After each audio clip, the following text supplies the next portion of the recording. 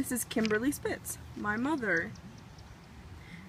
Give a brief description of your view of the late 80s and early 90s. Late 80s, early 90s. I was a young professional.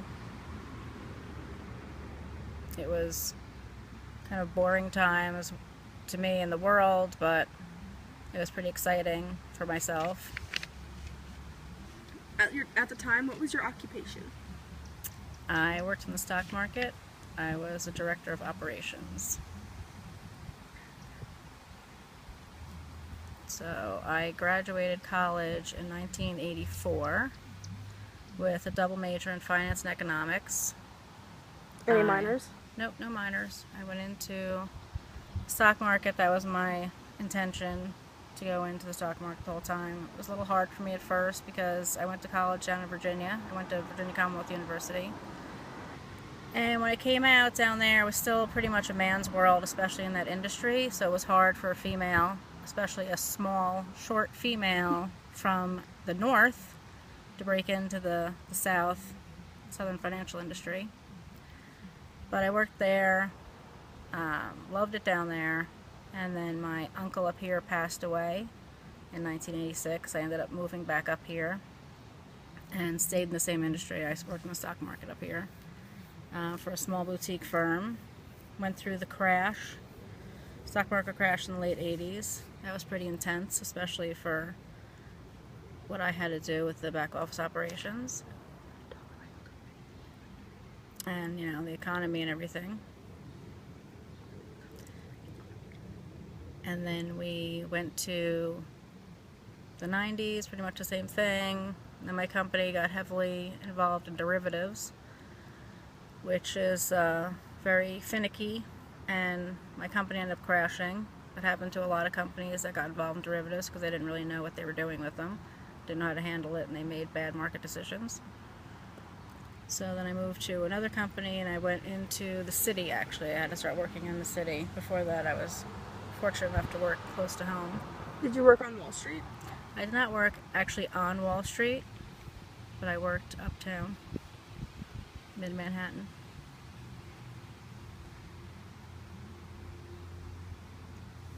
What was your political view? I was a Republican. Always a Republican. How did you feel about the presidents at the time?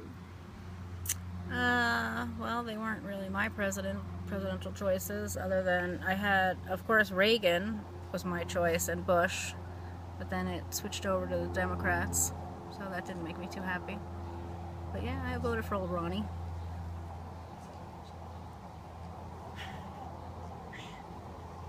How did you like him as a president?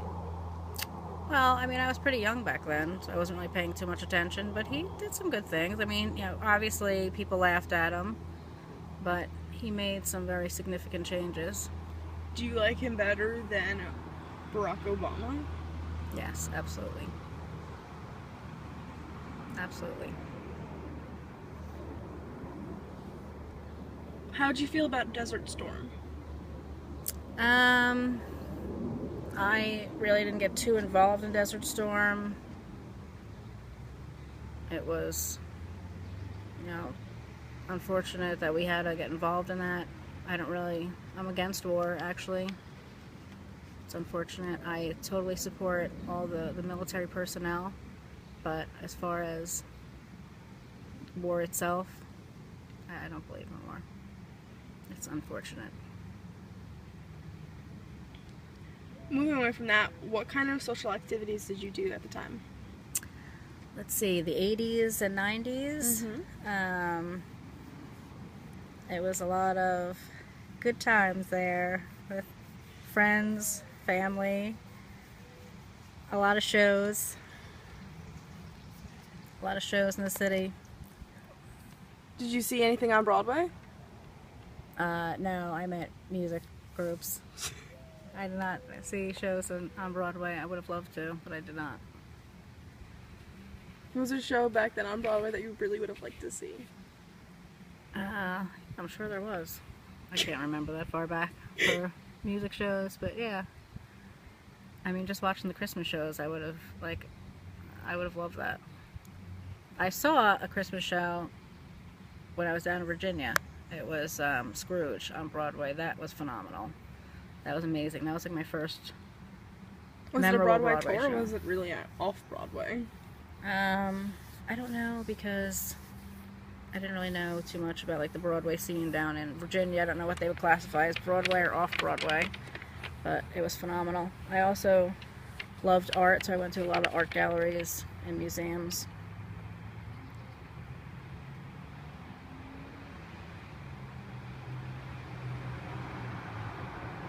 What were some memorable personal experiences of the time? Well, I graduated college in 1984. I moved up here in 1986. Met my husband-to-be, got engaged, got married in 1996. I bought a house in 1993. I had you in 1998. Oh, let's not forget Honey Boy, my horse. I bought him in 1994. Those were all great experiences for me. What other memorable moments? Did you take any trips or Oh yeah. go see anything? Yeah. Well, I went to Disney a lot. First I went with your father. We were just dating back then. Twice we went there. That was awesome. That was our first time ever in Disney back in the late 80s for both of us. And then I went with my brother, your Uncle Guy, for years. We went to Disney. And then we had a big pilgrimage to Europe, to Ireland and England. So that was me, your father, your Uncle Guy, and my cousin Henry. Me, 3 big guys, traipsing around Ireland and England. Yeah. We like came like a destructive force. Yes, absolutely. Do you have any good stories from when you were there? I do have some good stories. Actually, I have a couple of good stories. Divulge. One time we were in a 4,000-year-old path tomb, and you know, the Irish are kind of small people, especially back then. They were really small. So we would go to visit these castles and things, and Perfectly, Mom. they would see, and we would have like, you know, an Irish tour guide, and they would see your Uncle Guy, and they'd be like, "Whoa, you're a berserker," because he was so huge. So we go to this 4,000-year-old path tomb, and we're supposed to be really careful and quiet, not to touch the walls or anything, not to destroy anything. And behind me, I just hear swoosh, swoosh, swoosh, swoosh. I turn around, and it's my brother, who could barely fit, and his leather jacket is erasing 4,000 years of history. As he slides through the path tomb. The berserker. Yes. So that was a good one. We also had a little tiny car, the Toledo Seat, which your father drove very well, actually. It was like he drove there all his life. No, not that. It's just driving on the wrong side of the road. He was amazing. Yes, it wasn't sick, but he was incredible. I never drove it. I let them drive it. Your cousin Henry actually drove us underneath the truck. Yeah. That was another good time. I also had a dog that would follow me all around. Some stray dog befriended me. He's my little buddy. Good times. Good times over in Ireland. Ireland and England, that was good. I also went to Hawaii. Hawaii was great too, during Christmas. That was fun. How would you compare like the culture of America compared to the culture of Ireland and England at the time? Well, I mean, America is America. We were into excess. Who could have, you know, the biggest, the best, constant turnover, like, oh, I'll buy this outfit today and throw it away tomorrow type of thing. You know, that was huge. Did you participate in anything like that? No, I mean, I'm a collector of the old. I love antiques, and I don't really get into, the fashion of the moment and destroy and toss things out. But over in Ireland, it's totally different. It was much simpler, slower pace. Things were, used until you couldn't use them anymore. They were used, they were worn out. It was wonderful. Nice, happy, just good working people. They worked hard. They relaxed. They were very social and jolly, accepting. Over here they're not very accepting of a lot of things. How would you say, like, if you came across someone, say, from, like, Mexico or any other civilization with their own culture and their own things, trying to assimilate into American culture, like, how would you have accepted it at the time, say, if they were, like, your neighbor or something? Oh, I would have been fine with it. I would have accepted them. I think we all come from different walks of life, and everybody has their own good qualities and things to add and share, and that's how we learn from people. Do you think other people would have felt that way? No, definitely not. Absolutely not. How is the culture of, like, say, up here in New Jersey compared to down in Virginia? Ooh, down in Virginia, it's a much slower pace. They definitely don't take too well to outsiders too much. It's a totally different culture. They'll be kind to you, they'll be nice. Southern hospitality? Yes, the Southern hospitality. But, when it gets involved in things like business, it was very hard for me, even with my degree, because number one, I was a female in a man's world, and I was a northerner down in the South in the financial industry. You don't mix money with, some young kid. That's how I was perceived. Up here it was totally different. So up here they want the young hotshot. Down there they wanted the old stogie businessman. How was before you graduated, how was the environment of your college? Was it the same way? The environment of my college was the same way back then as it is now? Culturally. Oh. Was it as... Culturally, it was mixed. They don't have a lot of, I wouldn't say they have a lot of immigrants there. It was more of a black-white mix because I was down in Virginia in Richmond. Did you notice any sort of, like, segregation? Like, not official, but, like... No, I think everyone, I personally got along with everybody, so I didn't really see it. But there was definitely segregation down there, especially with a lot of my friends who lived down there. They're from there, and they weren't from that part of Virginia. They saw segregation in their own lifetime. This wasn't that long ago, so they would tread carefully. Let's put it that way. So remember, 1960s down the South, huge thing where they were trying to get rid of all that. Now you're talking only not even 20 years later, it was still felt there. It was still pretty strong. Was it easy coming back up north from Virginia? Well, this was home up here, so it was sad that I had to leave down there because I enjoyed living down there. Was it easier coming back to assimilate back into the culture of New Jersey? I was down there for 6 years, and I got used to living that way down there in a much easier, slower pace. So it was a little hard up here because then you had to be, very fast pace. Again, on top of your game. Remember I went right into the financial industry, so I had to be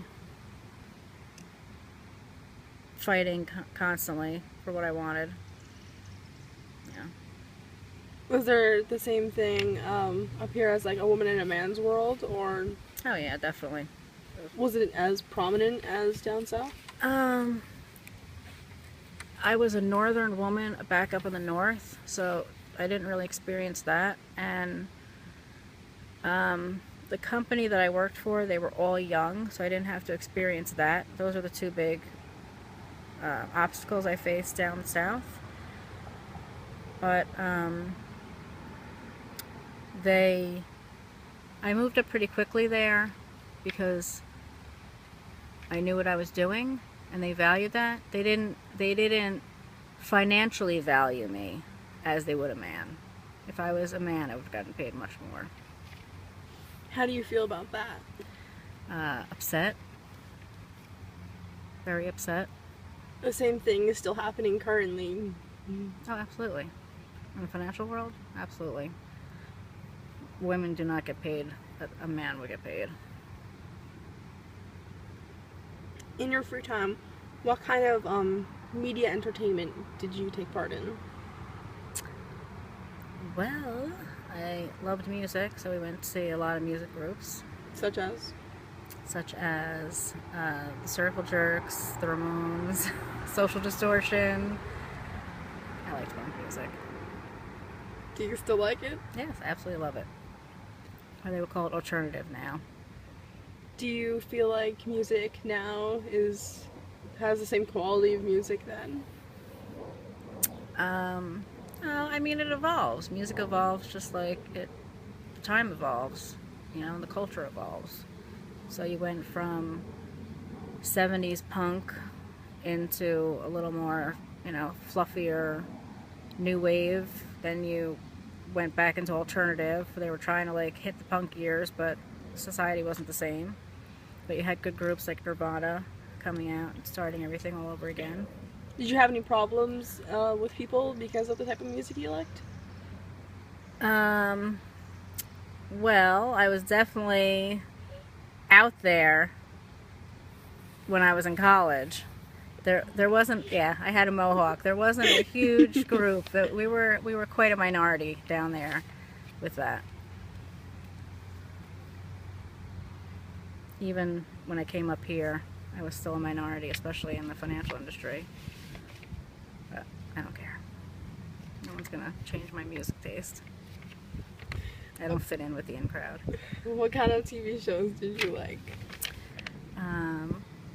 Strange shows. I like Buffy the Vampire Slayer.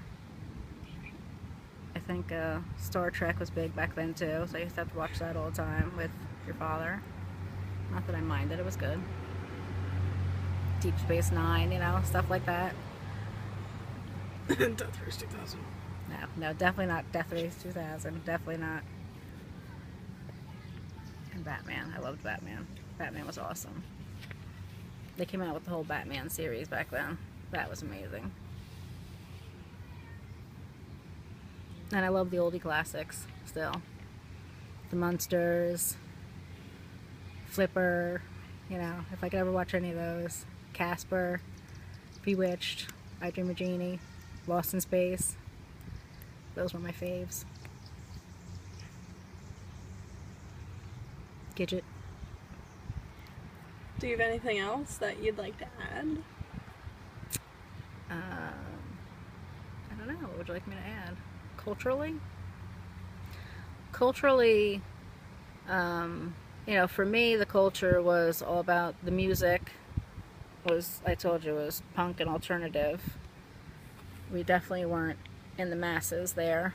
And I also liked a lot of art. I would go to galleries and museums all the time. When I lived in Virginia, I lived right near the museum, so that was really nice. I got to go in there all the time.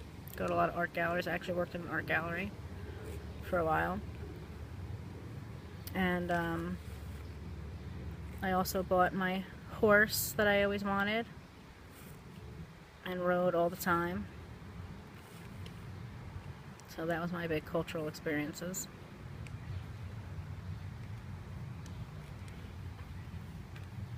Politically, I wasn't super involved in politics back then, but I voted, I followed it. I didn't really get too pumped up about it. I think Daddy voted for Ross Perot, which, if he wasn't, I think he would have been great if he would have got elected, but if he didn't, then Clinton probably wouldn't have gotten in.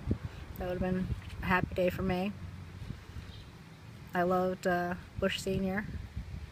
How did you feel about Clinton? I didn't like Clinton at all. I didn't like the Clinton years at all. And we went through. What about Hillary? Yeah, I'm not into Hillary either. I'm sorry to say. I think she definitely had her motives and her political agenda set a long time ago, way before her husband got in office. I don't know. I mean, I'm all for a woman president, but I don't know if I want her to be the woman president.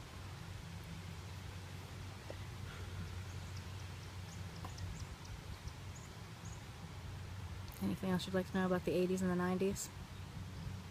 Yeah, it's big changes. Well, I bought my first house in the beginning of the 90s. Back then, it was still difficult to get a mortgage. You know, the mortgage company, you had to have a large percentage of the down payment, and you had to have really good credit. And it was hard to get one. Luckily, I got one without a problem. And we lived there, I think, for 4 years. And then we got the house in Caldwell after my aunt passed away. It's actually right before she passed away. She decided to sell me the house so I can keep it in the family. But then the market totally changed, and anybody and everybody could get a house because the banks were overextending people and letting them have, you know, nothing down, nothing in the bank, buying the house and having it mortgaged way more than it was worth. Yeah, things change. Did the stock market crash during the time personally affect you financially? The crash in the late 80s did not affect me at all financially. I was too young and not invested enough for it to affect me at all. It obviously affected me work-wise because we had to deal with a crashed market, and I had to deal with all the customers and the downturn in the economy, and then the upswing. That was huge. And unfortunately, my boss was rather greedy, smart but greedy, and he got involved in derivatives, which ended up sinking him in the 90s, right after I bought my first house, actually. So that was a little turmoil, and I switched a few companies, and then I eventually got out of the stock market completely, and now I'm at Target. What do you do at Target? Total world change in Target. What do I do in Target? I man the front. I help keep the chaos organized. Yes. Also known as a GSA. Guest Service Attendant, actually, is the full name of it. But I control the front. Do you find that your skills from being a stockbroker are helpful in any way as a GSA?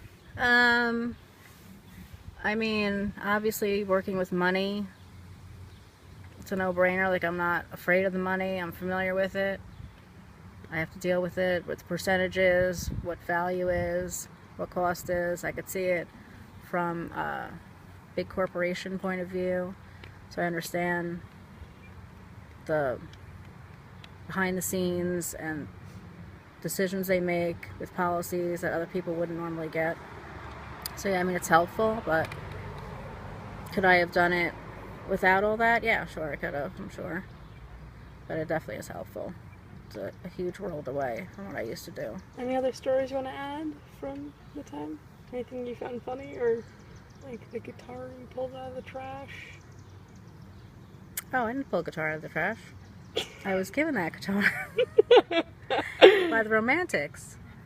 That was another group I went to go see right over in Cedar Grove, and then I went backstage and hung out with them after the show, and I got a souvenir from all of them. And one of them was a busted guitar from the bass player. He broke it on stage, then he handed it to me. And I got a drumstick from the drummer. I got a towel wiped in sweat from the lead singer. And I got a guitar pick from the lead guitarist. I kept that guitar for a long time. Did you sell it? No, I ended up throwing it away. Because Daddy didn't want it. What could I say? It was memorable to me, but it was meaningless to him, and it was taking up space. So it went. But, you know, that's the way it is. Thank you for your time. Don't mention it.